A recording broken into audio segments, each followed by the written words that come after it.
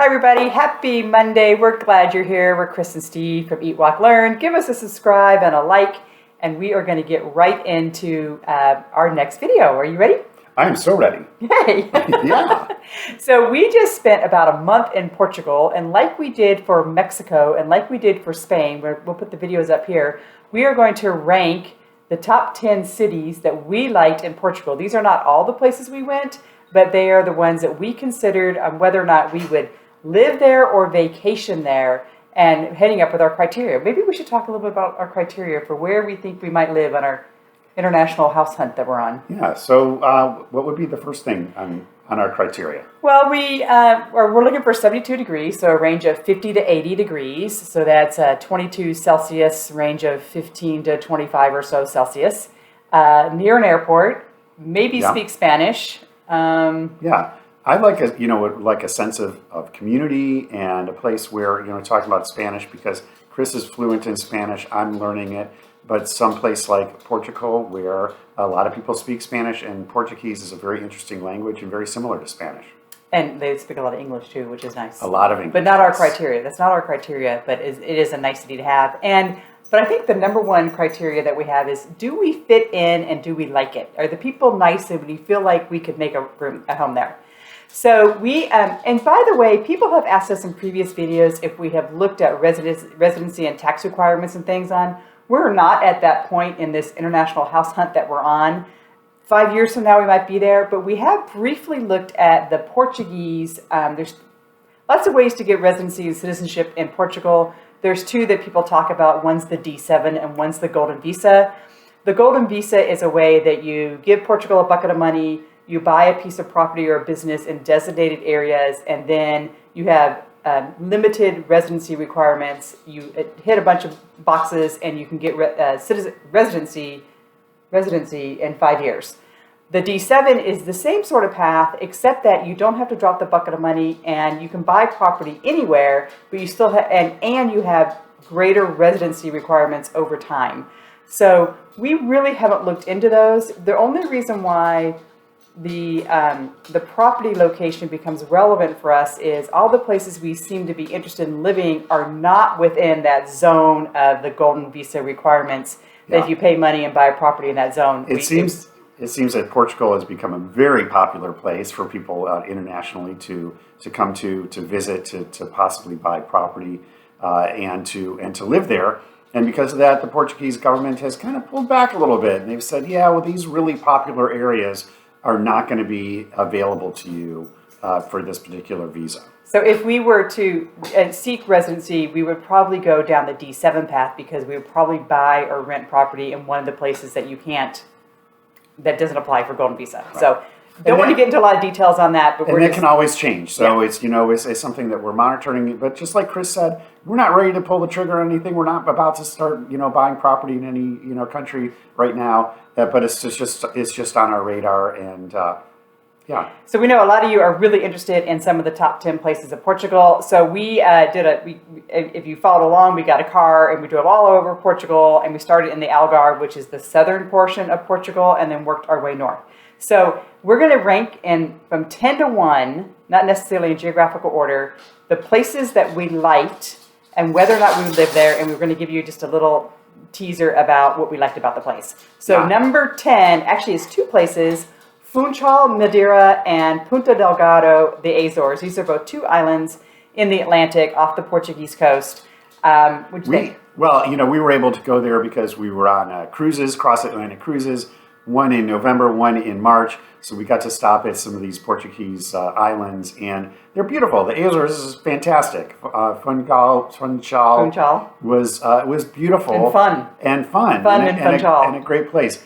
But, you're in the middle of the Atlantic Ocean, hours plane ride away from anywhere. It seems a little bit remote. So I think these are going to be places that we're going to say great to visit, lovely people, beautiful weather, really gorgeous places, but they're going to continue to be like vacation spots. And I would definitely want to hit the Azores for a vacation. A week vacation in the Azores to go hiking would be great. Fantastic. Okay, number 9 is Albufeira. Now, we're trying our hardest to pronounce these correctly. We are learning Portuguese, so help us out, you Portuguese people, if we're not doing well. We're trying not to Spanishize these words. So Albufeira is a town on the Algarve that we checked out. And what'd you think of that place?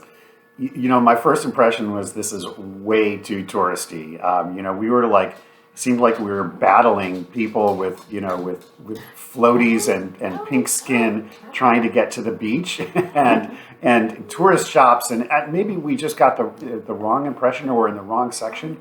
But I'll tell you, once we got to the beach, it was like, oh, this is worth it. This is why all these people are here. The beach is fabulous. It was beautiful. It had tide pools and rock features and a sandy beach, kind of a beach that had beach sections for every type of beach lover, but packed with a lot of people getting sunburns. So number 8 was Lagos.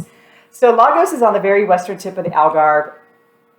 God awfully beautiful, unbelievably beautiful. Probably one of the prettiest places we went to on the Portuguese coast. The cliffs, the fabulous, overlooks over the Atlantic Ocean and the rocks and the beach is pretty. The town is pretty as well.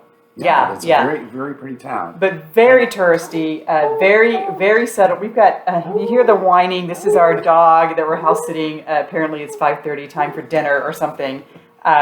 Anyway, the Algarve, the Lagos, very, very established as a seasonal rental location. Very established tourism market. Gorgeous, but not, I don't know, would you want to live there? I would explore it a little bit more, but I think this is another place that, would be great to visit. Beautiful place, lovely people, really, and I think it was a great location, being, straight south from Lisbon. But I'm not sure if it's a good place, it'd be a good place to live. Okay, number we're on 7. 7, Quarteira. Quarteira. I think we're pronouncing this correctly. I'm sorry, we're really trying hard. Beautiful, another beautiful town along the beach. It was definitely a place that it seemed like a lot of people, working class, lived there, and definitely there is some tourism, but it seems more like the entire town. There's an industry, marine industry. There's a river. It seems like it's really geared around a working community that maybe has a little tourism kind of meshed into it, but not really a tourist destination. This is talking about. So I consider going back. So speaking of Faro came in as number 6. Faro is definitely the gateway to the Algarve. The airport's there, the train station, the bus station. There is a walled city there. There is some tourism. We actually met up with the Marines and got a boat ride through the wetlands kind of there. Definitely a place you could go kayaking and canoeing. And lots of restaurants, and it's a big city. It's a big city, and definitely lots of people work there. So if you wanted to work in the Algarve, Faro would be your destination.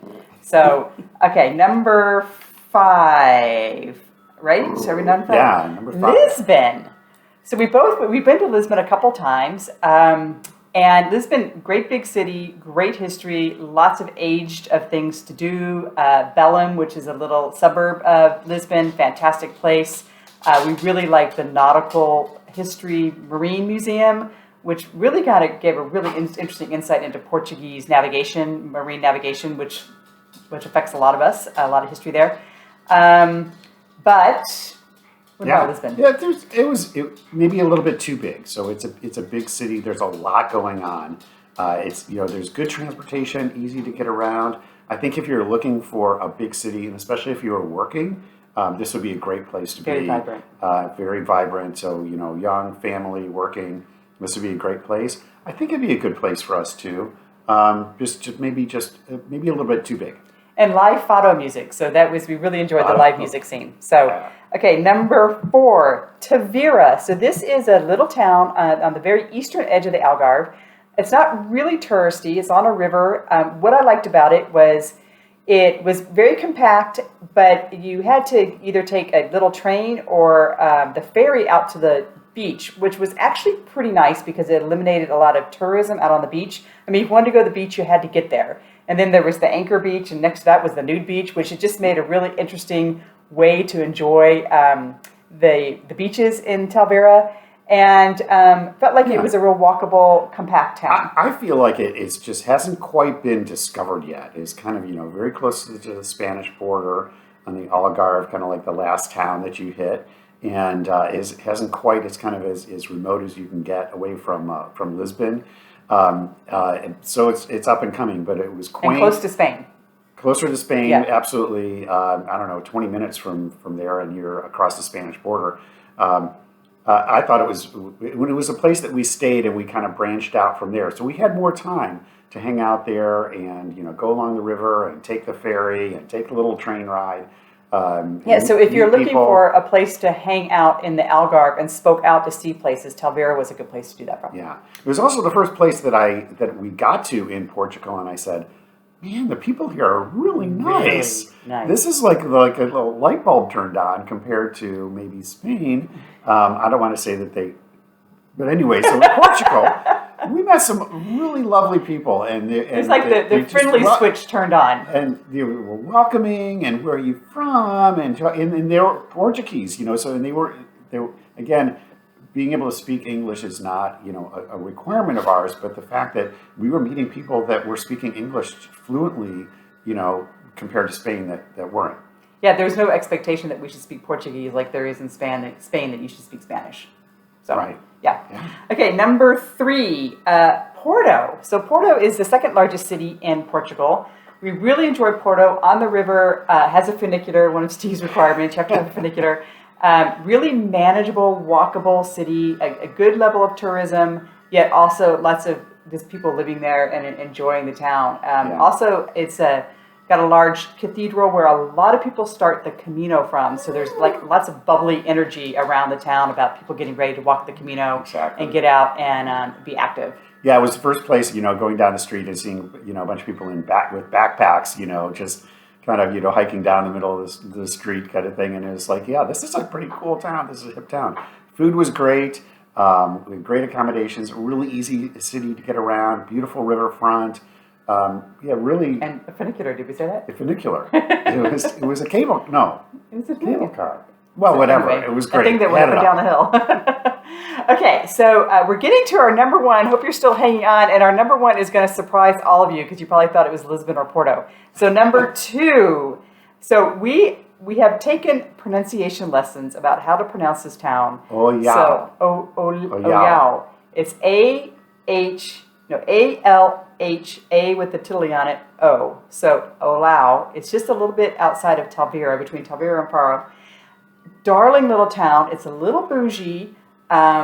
It's right on the beach, really livable, really compact town that you feel like you could really enjoy, at least for a season, at least. Yeah, and again, it's one of those that's very close to Faro, so really easy to get to it because Faro's got a good airport, and really, it seemed like a really quaint, livable, right on the water kind of a place, and it also seemed like this was much more up and coming as far as people have discovered this, compared to Tavira next door, which felt like people hadn't discovered it yet. And it definitely had a coffee breakfast culture. There's a whole area that had cafes, and people were definitely coming down for breakfast to be seen and see each other and kind of check out what was going on for the day by checking out the breakfast. So we sat at this one corner. I said, this is the perfect breakfast corner.